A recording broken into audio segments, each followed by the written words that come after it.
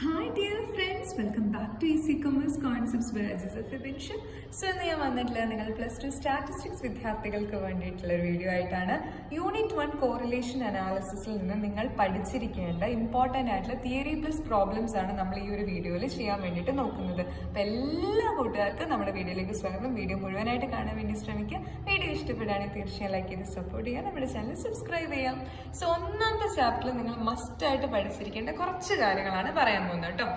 Correlation analysis എന്നാണ് നമ്മുടെ ചാപ്റ്ററിന്റെ പേര്. ഇതിൽ ഇമ്പോർട്ടൻറ്റ് ടോപ്പിക്സ് എന്ന് പറയുന്നത് ആദ്യം നിങ്ങൾ കോറിലേഷന്റെ മീനിങ് മസ്റ്റ് ആയിട്ട് പഠിച്ചിരിക്കണം. എന്താണ് കോറിലേഷന്റെ മീനിങ് എന്ന് പറയുന്നത്? Correlation analysis is the study of the degree of relationship between two variables in A bivariate distribution. ഒരു ബൈവേരിയറ്റ് ഡിസ്ട്രിബ്യൂഷനിലുള്ള രണ്ട് വേരിയബിൾസ് തമ്മിലുള്ള റിലേഷൻഷിപ്പിനെ കുറിച്ച് പഠിക്കുന്ന ഒരു സ്റ്റഡി അല്ലെങ്കിൽ ഒരു അനാലിസിസിനെ വിളിക്കുന്ന പേരാണ് കോറിലേഷൻ എന്ന് പറയുന്നത്. രണ്ടാമത് പഠിക്കേണ്ട ടൈപ്സ് ഓഫ് കോറിലേഷൻ ആണ്. ടൈപ്സ് ഓഫ് കോറിലേഷൻ എന്ന് പറയുമ്പോൾ പോസിറ്റീവ് കോറിലേഷൻ ഉണ്ട്, നെഗറ്റീവ് കോറിലേഷൻ ഉണ്ട്, നോ കോറിലേഷൻ ഉണ്ട്, അതായത് സീറോ കോറിലേഷൻ ഉണ്ട്. ഇങ്ങനെ 3 തരത്തിലാണ് എന്ത് വരുന്നത്? ടൈപ്സ് ഓഫ് കോറിലേഷൻ വരുന്നത്. മെത്തേഡ്സ് ഓഫ് സ്റ്റഡിങ് കോറിലേഷൻ ഉണ്ട്. കോറിലേഷൻ പഠിക്കാൻ വേണ്ടി നമ്മൾ യൂസ് ചെയ്യുന്ന 3 മെത്തേഡുകളാണ്. ഒന്ന് സ്കാറ്റർ ഡയഗ്രാം, ഒന്ന് Karl Pearson's coefficient of correlation, 3 rank correlation coefficient. ഇത് 3ഉം ഇമ്പോർട്ടന്റ് ആണ്. സ്കാറ്റർ ഡയഗ്രാം എന്ന് പറയുന്നത് ഒരു graphical method of studying correlation ആണ്. കോറിലേഷൻ ഗ്രാഫിക്കലി നമ്മൾ പഠിക്കുന്ന ഒരു മെത്തേഡാണ് എന്ത്? സ്കാറ്റർ ഡയഗ്രാം എന്ന് പറയുന്നത്. അതിന് നമുക്ക് സ്കാറ്റർ പ്ലോട്ട് എന്നും വിളിക്കാറുണ്ട്. ഇതാണ് ഏറ്റവും simplest method of studying correlation എന്ന് പറയുന്നത്. രണ്ടാമത്താണ് കാൾ പിയേഴ്സൺസ് കോറിലേഷൻ കോഎഫിഷ്യന്റ്. അതിനൊരു ഇക്വേഷൻ ഉണ്ട്. R is equal to R എന്നാണ് കേട്ടോ. കോറിലേഷനെ സൂചിപ്പിക്കുന്ന ഒരു ലെറ്റർ ആണ് സ്മോൾ ലെറ്റർ R. R എന്ന് പറയുന്നത് n into sigma xy minus sigma x into sigma y whole divided by square root of n into sigma x square minus sigma x whole square into square root of n into sigma y square minus sigma y whole square. ഇതാണ് Karl Pearson's correlation coefficient കാണാനുള്ള equation. അടുത്തതാണ് rank correlation coefficient. അതിന്റെ equation എന്ന് പറയുന്നത് rho. ഇത് rho എന്നാണ് കേട്ടോ വായിക്കുക. Rho is equal to 1 minus 6 into sigma d square divided by n cube minus n ആണ് അതിന്റെ ഇക്വേഷൻ. ഇനി നിങ്ങൾ മസ്റ്റായിട്ട് പഠിച്ചിരിക്കേണ്ട കോഎഫിഷ്യന്റ് ഓഫ് കോറിലേഷന്റെ പ്രോപ്പർട്ടി എന്ന് പറയുന്നത് ആറിന്റെ വാല്യൂ എപ്പോഴും -1ന്റെയും +1ന്റെയും ഇടയിലായിരിക്കും ഉണ്ടാവുക. -1ന് താഴോട്ടും പോകത്തില്ല, +1ന് മുകളിലോട്ടും പോകത്തില്ല. അപ്പോൾ ഇത്രയും കാര്യങ്ങളാണ് ഈ ഒരു ചാപ്റ്ററിൽ നിങ്ങൾ ഇമ്പോർട്ടൻ്റ് ആയിട്ട് പഠിക്കേണ്ടത്. ഇനി ഈ ഒരു ചാപ്റ്ററിൽ നിന്ന് ചോദിക്കാൻ സാധ്യതയുള്ള ചില ചോദ്യങ്ങളാണ് നമ്മൾ എന്ത് ചെയ്യാൻ പോകുന്നത്? ചെയ്തു നോക്കാൻ വേണ്ടിയിട്ട് പോകുന്നത്. ഓക്കെ, അപ്പൊ നിങ്ങൾ മസ്റ്റായിട്ട് ഇതൊക്കെ ഒന്ന് ചെയ്തു നോക്കിയാൽ വളരെ നന്നായിരിക്കും. പരീക്ഷയ്ക്ക് നല്ല രീതിയിലുള്ള മാർക്ക് ഈ ചാപ്റ്റർ നിങ്ങൾക്ക് സ്കോർ ചെയ്തെടുക്കാൻ വേണ്ടിയിട്ട് പറ്റും. അത്രയും കോൺഫിഡൻറ്റോട് കൂടിയാണ് പറയുന്നത്. ഞാൻ ഈ ഡിസ്കസ് ചെയ്യാൻ പോകുന്ന ചോദ്യങ്ങളൊക്കെ തന്നെയാണ് ഈ ചാപ്റ്ററിൽ നിന്ന് വരാൻ നല്ല സാധ്യതയുള്ളത്. അപ്പൊ ചോദ്യങ്ങൾ മാത്രമല്ല, നമ്മൾ ഉത്തരങ്ങൾ കൂടി ഡിസ്കസ് ചെയ്യുന്നുണ്ട്. അപ്പൊ ആദ്യം ഞാൻ നിങ്ങൾക്ക് പരിചയപ്പെടുത്തി തരാൻ പോകുന്നത് സ്കാറ്റർ ഡയഗ്രാം എന്ന് പറയുന്ന ഒരു ഏരിയ ആണ്. അതെങ്ങനെയാണ് ചെയ്യുക? ഇങ്ങനെയാണ് ക്വസ്റ്റ്യൻ ഉണ്ടാവുക. The following data gives the scores obtained in statistics X and economics Y by 7 students in a class test. Draw the scatter diagram and interpret the result. അതായത് നമുക്ക് എന്ത് തന്നിട്ടുണ്ട്? എക്സ് വൈ, അതായത് സ്റ്റാറ്റിസ്റ്റിക്സിലും എക്കണോമിക്സിലും 7 സ്റ്റുഡൻസിന് കിട്ടിയിട്ടുള്ള മാർക്സ് നമുക്ക് എന്ത് ചെയ്തിട്ടുണ്ട്? തന്നിട്ടുണ്ട്. ഈ ഡേറ്റ ഉപയോഗിച്ച് നമ്മളോട് ഒരു സ്കാറ്റർ ഡയഗ്രാം വരയ്ക്കാൻ വേണ്ടിയിട്ടാണ് പറഞ്ഞിട്ടുള്ളത്. അപ്പൊ ഈ രീതിയിലാണ് ഒരു സ്കാറ്റർ ഡയഗ്രാം വരയ്ക്കുക. അപ്പൊ നിങ്ങൾ എന്താ ചെയ്യേണ്ടത് വെച്ച് കഴിഞ്ഞാൽ ആദ്യം നമുക്ക് എക്സ് ആക്സിസും ഉണ്ട്, അതേപോലെ വൈ ആക്സിസും ഉണ്ട്. ഇവിടെയാണ് നമ്മൾ എന്ത് വെക്കുന്നത്? ഇവിടെയാണ് നമ്മൾ നമ്മുടെ മാർക്സ്. ഏതിലെ മാർക്സ്? എക്സിന്റെ മാർക്സ്, അതായത് സ്റ്റാറ്റിസ്റ്റിക്സിലെ മാർക്സ്. എക്സ് എന്ന് പറയുന്നത് സ്റ്റാറ്റിസ്റ്റിക്സ് ആണ്. അതുകൊണ്ട് സ്റ്റാറ്റിസ്റ്റിക്സിലെ മാർക്സ് നമ്മൾ ഇവിടെ എക്സ് ആക്സിസിലും ഈ ഒരു ഭാഗത്തിനെയാണ് നമ്മൾ വൈ ആക്സിസ് എന്ന് വിളിക്കുക. ഇവിടെ എന്താ കൊടുക്കുന്നത്? ഇവിടെ നമ്മൾ എക്കണോമിക്സിലെ മാർക്സ് ആണ് കൊടുക്കുന്നത്. അപ്പൊ നിങ്ങൾ ഇതിന്റെ റേഞ്ച് നോക്കുക. 18, 25, 5, 31, 12, 22, 28. അപ്പൊ ഞാനിവിടെ കൊടുത്തിട്ടുള്ളത് 0, 5, 10, 15, 20, 25, 30, 35. അതായത് ഈ വാല്യൂസ് എല്ലാം നമുക്ക് ഈ ഒരു ഇതിന്റെ റേഞ്ചിനുള്ളിൽ ഉൾപ്പെടുത്താൻ വേണ്ടി സാധിക്കണം. അതുപോലെ തന്നെ വൈ വാല്യൂസ് 16, 34, 12, 28, 21, 25, 31. ആ വാല്യൂസ് വരുന്ന രീതിയിൽ നമുക്കിത് ഉൾക്കൊള്ളിക്കാൻ വേണ്ടി പറ്റും. ഇവിടെ ഏറ്റവും കൂടുതൽ 34 ആണ്. ഞാൻ അപ് ടു 40 വരെ കൊടുത്തിട്ടുണ്ട്. 0 to 5, 5 to 10 ആ ഒരു രീതിയിലാണ് കൊടുത്തിട്ടുള്ളത്. പിന്നെ എങ്ങനെയാണ് ഇത് വരയ്ക്കുന്നതെന്നാണ് ഇനി നമ്മൾ പറയാൻ വേണ്ടി പോകുന്നത്. ശ്രദ്ധയോടുകൂടി നോക്കാം. എക്സ് 18 ആകുന്ന സമയത്ത്, എക്സിന്റെ വാല്യൂ 18 ആകുന്ന സമയത്ത് വൈന്റെ വാല്യൂ 16 ആണ്. അപ്പൊ നോക്കുക, എക്സിന്റെ വാല്യൂ എന്ന് പറയുന്നത് 18 ആകുമ്പോൾ ഓൾമോസ്റ്റ് 15ന്റെയും 20ന്റെയും ഏകദേശം ഈ ഒരു ഭാഗത്തായിട്ട് വരും. അപ്പൊ നമ്മൾ എന്ത് ചെയ്യും? ഇവിടെ നേരെ ഇങ്ങോട്ട് പോവാം. ആ സമയത്ത് വൈൻ്റെ വാല്യൂ എന്ന് പറയുന്നത് 16 ആണ്. അപ്പോൾ വൈൻ്റെ വാല്യൂ നോക്കുക, 16 എന്ന് പറയുമ്പോൾ 15 കഴിഞ്ഞിട്ട് വരുന്ന നെക്സ്റ്റ് പോയിന്റ് ആണ്. അപ്പൊ എങ്ങനെ വരും? ഇവിടുന്ന് ഇങ്ങനെ ഇങ്ങോട്ടേക്കും വരും, അതേപോലെ തന്നെ ഇവിടുന്ന് ഇങ്ങനെ ഇങ്ങോട്ടേക്കും പോകും. അപ്പൊ ഇത് രണ്ടും കൂടി കൂട്ടിമുട്ടുന്ന ഒരു പോയിന്റിലാണ് നമ്മളത് പ്ലോട്ട് ചെയ്യുന്നത്. ഈ രീതിയിൽ എക്സിന്റെയും വൈന്റെയും വാല്യൂസ് എങ്ങനെയൊക്കെയാണോ വരുന്നത് 25, 34. അപ്പൊ നമ്മൾ എക്സിൽ എവിടെ എടുക്കണം? 25 എടുക്കണം, ഇവിടെ 34 എടുക്കണം. ഇത് രണ്ടും കൂടി കൂട്ടിമുട്ടുന്ന പോയിന്റ് ഇവിടെ പ്ലോട്ട് ചെയ്യും. അപ്പൊ ഈ രീതിയിൽ വാല്യൂസ്, ഓരോ രണ്ട് വേരിയബിളിന്റെ വാല്യൂസ് നമ്മളൊരു ഗ്രാഫിൽ പ്ലോട്ട് ചെയ്ത് കഴിഞ്ഞാൽ കാണാൻ പറ്റുന്നതാണ് സ്കാറ്റർ ഡയഗ്രാം എന്ന് പറയുന്നത്. ചോദിക്കാറുണ്ട് കേട്ടോ, സ്കാറ്റർ ഡയഗ്രാം എന്താണെന്നും സ്കാറ്റർ ഡയഗ്രാം ഏത് രീതിയിലാണ് വരയ്ക്കേണ്ടതെന്നും ചോദിച്ച് കാണാറുണ്ട്. നല്ല രീതിയിൽ തന്നെ ചെയ്യുക. സ്കാറ്റർ ഡയഗ്രത്തിന്റെ മീനിങ് ഞാൻ ഒന്നുകൂടെ പറയാം. It is A graphical method of studying correlation. It is also known as scatter plot. It is the simplest method of studying correlation. വളരെ ഇമ്പോർട്ടൻ്റ് ആയിട്ടുള്ളൊരു ക്വസ്റ്റ്യൻ ആണ്. നല്ല രീതിയിൽ തന്നെ മനസ്സിലാക്കി പഠിക്കാം. അടുത്തൊരു ചോദ്യം എന്ന് പറയുന്നത് കാൾ പിയേഴ്സൺസ് കോറിലേഷൻ കോഎഫിഷ്യന്റ് എങ്ങനെയാണ് കണ്ടുപിടിക്കേണ്ടത് എന്നുള്ളൊരു ക്വസ്റ്റ്യൻ ആണ്. ഇതും പരീക്ഷയ്ക്ക് നിർബന്ധമായിട്ടും ഉണ്ടാവും. അപ്പൊ ഇതിൽ ഏതാ ചോദിക്കാൻ നമുക്ക് പറയാൻ വേണ്ടി പറ്റില്ല, പക്ഷെ ഏത് ചോദിച്ചു കഴിഞ്ഞാലും നിങ്ങൾക്ക് വളരെ ഈസി ആയിട്ട് ആൻസർ എഴുതാൻ പറ്റുന്ന രീതിയിലാണ് നമ്മൾ വീഡിയോ ക്രിയേറ്റ് ചെയ്തിട്ടുള്ളത്. സോ ഇങ്ങനെയാണ് ക്വസ്റ്റ്യൻ ഉണ്ടാവുക. Calculate the correlation between x and y. എക്സിന്റെയും വൈന്റെയും ഇടയിലുള്ള കോറിലേഷൻ കണ്ടുപിടിക്കാനാണ് പറഞ്ഞിട്ടുള്ളത്. അപ്പൊ എങ്ങനെയാണ് ക്വസ്റ്റ്യൻ ഉണ്ടാവുക? അത് ഇതിപ്പോ ചെറിയ വാല്യൂസ് ആണ് എടുത്തിട്ടുള്ളത്. നിങ്ങൾക്ക് ഏത് വാല്യൂസ് വന്നാലും സെയിം മെത്തേഡാണ് യൂസ് ചെയ്യുന്നത്. അപ്പൊ ആദ്യം നിങ്ങൾ സൊല്യൂഷൻ എന്ന് പറഞ്ഞിട്ട് ഇക്വേഷൻ എഴുതണം. അപ്പൊ ഇക്വേഷൻ പഠിക്കാന്നുള്ള മസ്റ്റ് ആണെന്ന് അറിയാലോ. ഇക്വേഷൻ എന്താണ്? R is equal to n into sigma xy minus sigma x into sigma y whole divided by square root of n into sigma x square minus sigma x whole square into square root of n into sigma y square minus sigma y whole square. ഒരു പാട്ട് നിങ്ങൾ കാണാതെ പഠിക്കുന്ന പോലെ അത്രയും രീതിയിൽ അതൊന്ന് പഠിച്ചു വെച്ച് കഴിഞ്ഞാൽ ഈസി ആയിട്ട് നിങ്ങൾക്ക് അത് മൈൻഡിൽ നിന്നോളൂ. ഞാനത് കുറേ പ്രാവശ്യം വായിച്ച് എൻ്റെ മൈൻഡിൽ കയറ്റി വെച്ചിരിക്കുന്ന ഒരു ഇക്വേഷനാണ്. അത് നമ്മളൊരു ഓളത്തിൽ അങ്ങനെ പഠിച്ചു പോയാൽ അതങ്ങനെ മൈൻഡിൽ ഇരുന്നോളൂ. അപ്പോൾ ഈ ഒരു ചോദ്യത്തിന് ഉത്തരം കിട്ടാൻ വേണ്ടി നിങ്ങൾ പ്രിപ്പയർ ചെയ്യേണ്ടത് 5 കോളംസ് ആണ്. എക്സും വൈയും ഓൾറെഡി ക്വസ്റ്റ്യനിൽ തന്നിട്ടുണ്ടാവും. പിന്നെ നിങ്ങൾ പ്രിപ്പയർ ചെയ്യേണ്ടത് X square, Y square, X Y, ഇങ്ങനെ 3 കോളംസ് എക്സ്ട്രാ പ്രിപ്പയർ ചെയ്യും. എക്സിന്റെ വാല്യൂസ് ക്വസ്റ്റ്യനിൽ നിന്ന് എടുത്തിട്ട് എഴുതുക, അതുപോലെ വൈന്റെ വാല്യൂസും ക്വസ്റ്റ്യനിൽ നിന്ന് എടുത്തിട്ട് എന്ത് ചെയ്യുക? അത് എഴുതി വെക്കുക.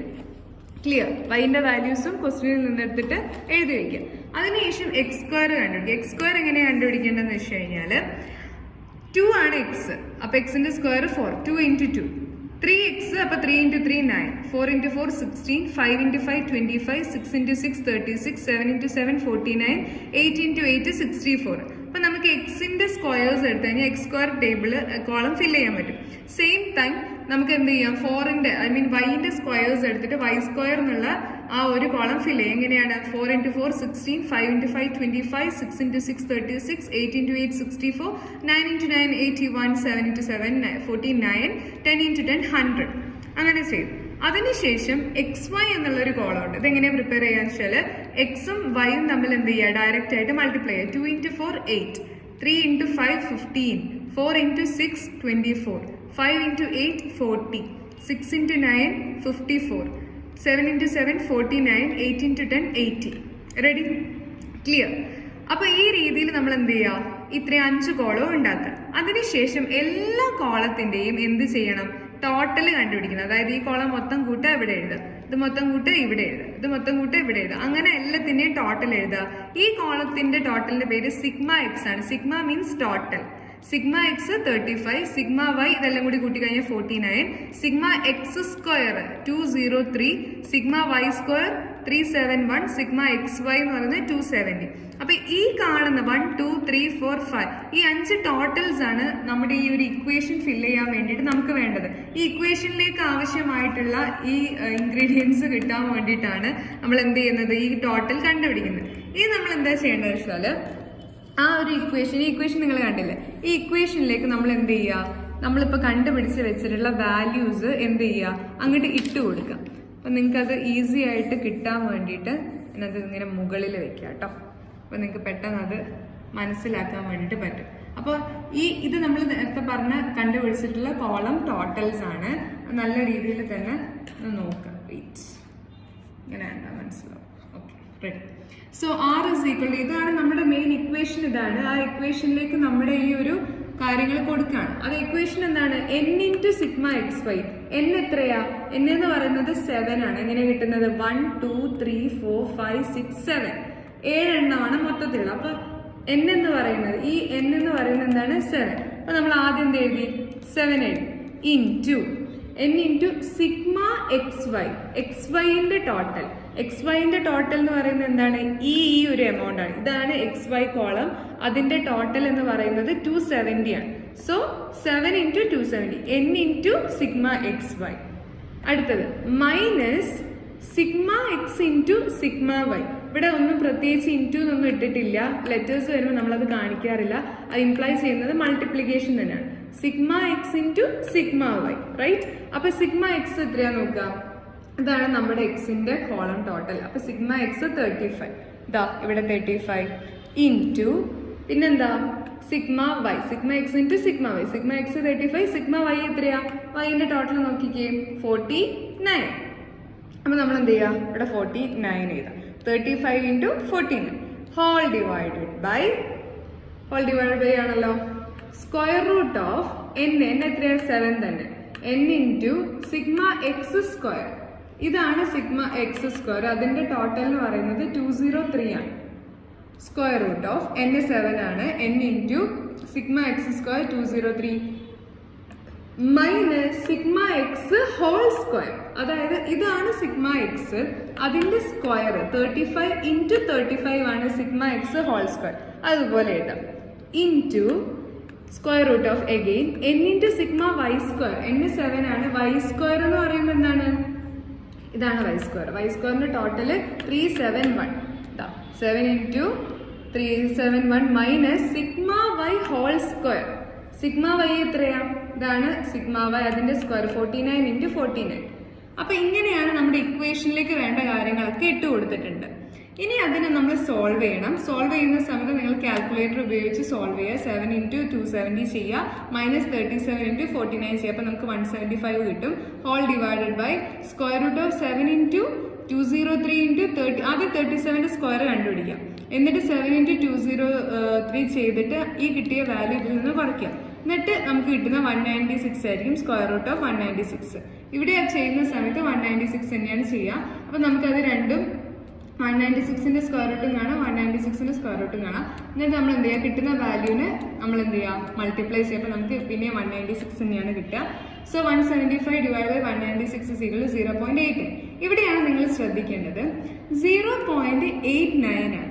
നമുക്കറിയാം, നമ്മളൊരു പ്രോപ്പർട്ടി ഇപ്പോൾ പഠിച്ചിട്ടുണ്ടായിരുന്നു. അതായത് ആറിന്റെ വാല്യൂ -1ന്റെയും +1ന്റെയും ഇടയിലാണെന്ന് പറഞ്ഞു. അതായത് 0.5ന് മുകളിലേക്ക് നിങ്ങൾ നോക്കുകയാണെങ്കിൽ നമുക്ക് അവിടെ കാണാൻ പറ്റാം ഒരു ഹൈ പോസിറ്റീവ് കോറിലേഷനാണ്. 0.5ന് മുകളിലേക്ക് നോക്കുകയാണെങ്കിൽ ഹൈ ഡിഗ്രി പോസിറ്റീവ് കോറിലേഷനാണ് നമുക്കുണ്ടാകും. അത് 0.8 ആണെങ്കിലും 0.9 ആണെങ്കിലൊക്കെ ഹൈ ഡിഗ്രി അല്ലെങ്കിൽ ഹൈ പോസിറ്റീവ് കോറിലേഷനാണ് വരിക. ഇനി ഇതേ സംഭവം തന്നെ നമുക്കൊരു -0.89 ആണെങ്കിൽ എന്താ വരാം? That is high negative correlation ആയിരിക്കും വരിക. അപ്പം ഈ വാല്യൂസ് 0.5ന് ശേഷം അങ്ങോട്ടേക്ക് വരികയാണെങ്കിൽ ഹൈ എന്നുള്ള ഒരു ഇതും കൂടി കൊടുക്കാൻ വേണ്ടി ശ്രമിക്കുക. ഇനി 0.5 ഒക്കെ ആണെങ്കിൽ ജസ്റ്റ് പോസിറ്റീവ് കോറിലേഷൻ എന്ന് കൊടുത്താൽ മതി. 0.5ന് മുകളിലോട്ട് വരികയാണ് എങ്കിൽ നമുക്ക് എന്ത് ചെയ്യാം? ഒരു ഹൈ പോസിറ്റീവ് കോറിലേഷൻ എന്ന് പറഞ്ഞ് കൊടുക്കുന്നതിൽ ഒരു തെറ്റില്ല.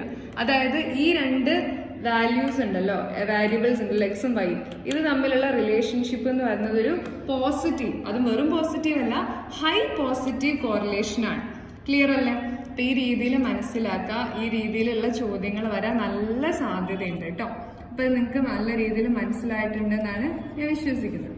ഇനി നമുക്ക് അടുത്തൊരു ക്വസ്റ്റ്യനിലേക്ക് പോവാം. ഈ ചാപ്റ്ററിൽ തന്നെ ഉള്ള മറ്റൊരു ഇതാണ്, that is rank correlation coefficient. ഇപ്പൊ നമ്മൾ പഠിച്ചത് കാർപിയസൻസ് കോറിലേഷൻ കോഎഫിഷ്യന്റ് ആണ്. അടുത്തത് സ്പിയേഴ്സ്മാൻ റാങ്ക് കോറിലേഷൻ കോഎഫിഷ്യന്റ് എന്ന് പറഞ്ഞിട്ടുള്ള ഒരു ക്വസ്റ്റ്യൻ ആണ്. വളരെ ഇമ്പോർട്ടന്റ് ആയിട്ടുള്ള ഒരു ക്വസ്റ്റ്യൻ ആണ്. റാങ്ക് കോറിലേഷൻ കോഎഫിഷ്യന്റ് ഒക്കെ ചോദിച്ച് കാണാറുണ്ട്. ഇങ്ങനെയാണ് ചോദ്യം ഉണ്ടാവുക. The following table gives the ranks obtained by students in mathematics and physics examination. Find the correlation coefficient and comment on the same. അതായത് ക്വസ്റ്റ്യനിൽ പ്രത്യേകം പറയുന്നുണ്ട് എന്ത്? റാങ്ക്സ് ആണ് തന്നിട്ടുള്ളത്. ഇങ്ങനെ റാങ്ക്സ് ആയിട്ടാണ് പറയുന്നതെങ്കിൽ അവിടെ ഉദ്ദേശിക്കുന്നത് റാങ്ക് കോറിലേഷൻ കോഎഫിഷ്യന്റ് കാണാനാണ്. നമ്മളോട് പറയൊന്നുമില്ല നിങ്ങൾ റാങ്ക് കോറിലേഷൻ കോഎഫിഷ്യന്റ് കാണുന്നൊന്നും പറയില്ല. നമ്മൾ എന്ത് ചെയ്യണം?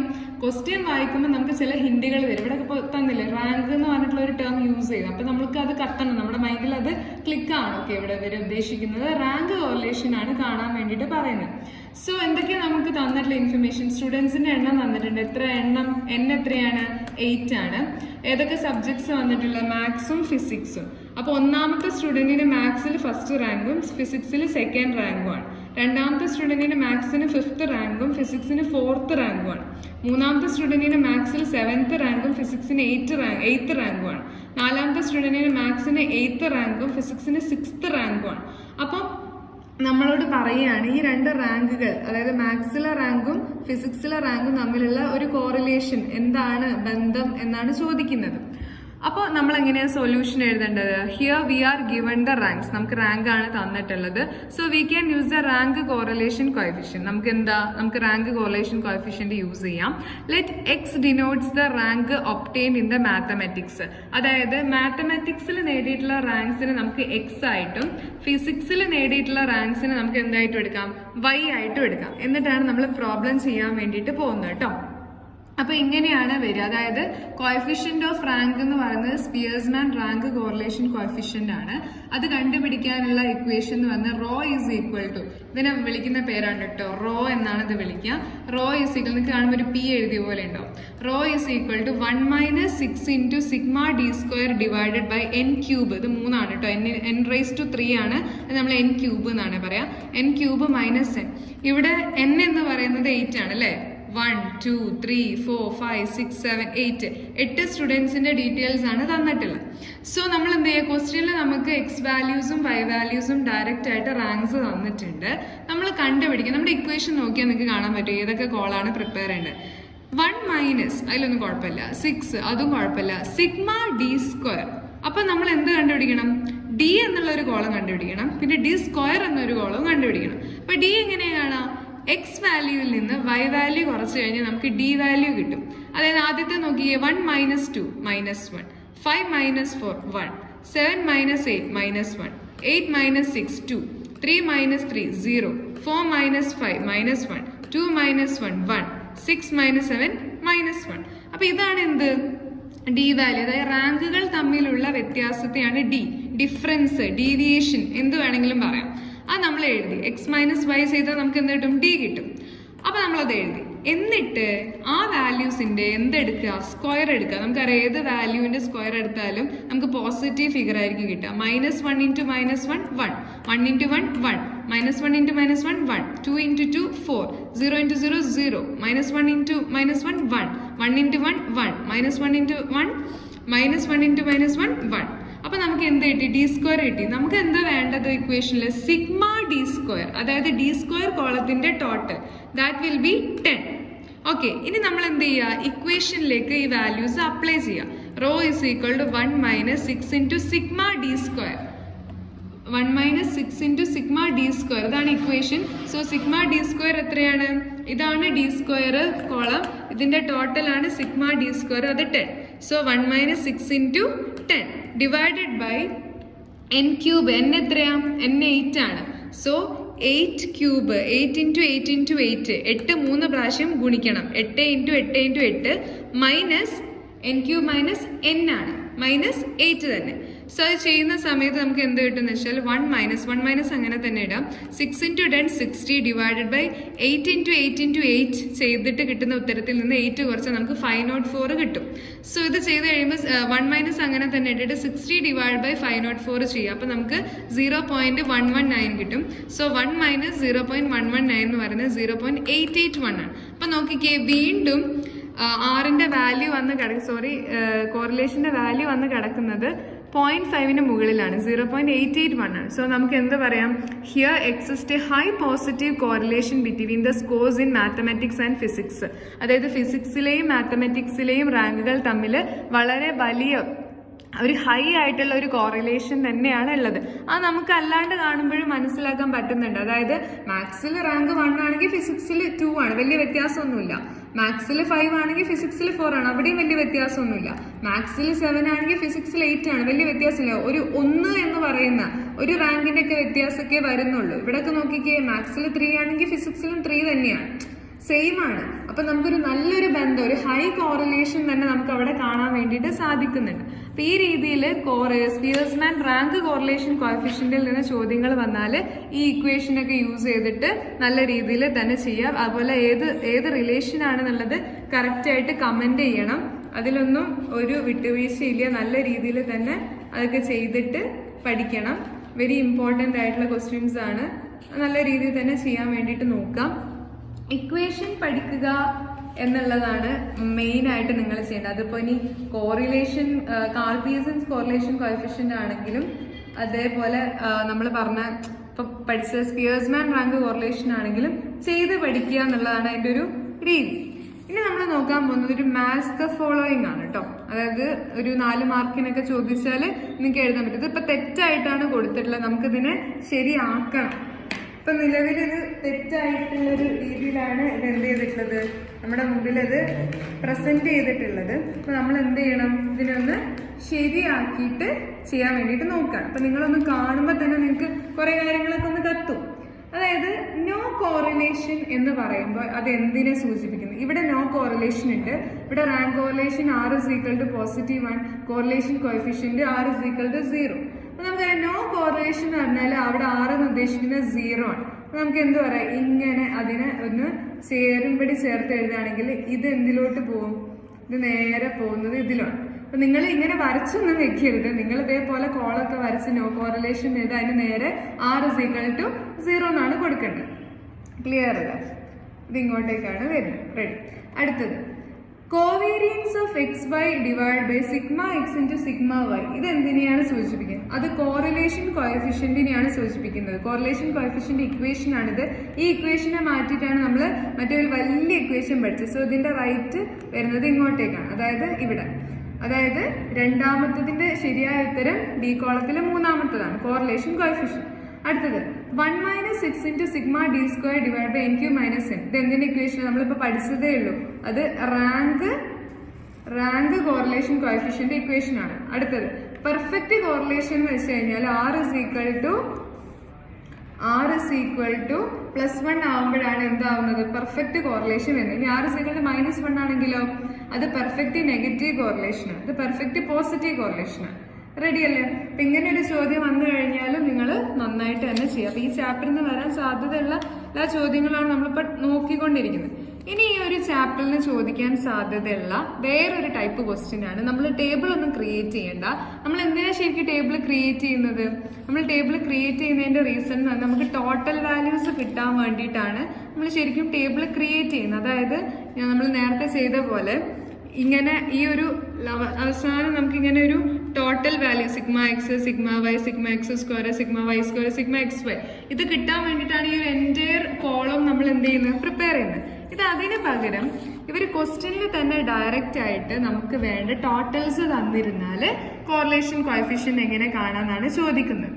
So the following data relates to the scores obtained by 10 students in statistics X and economics Y for a class test.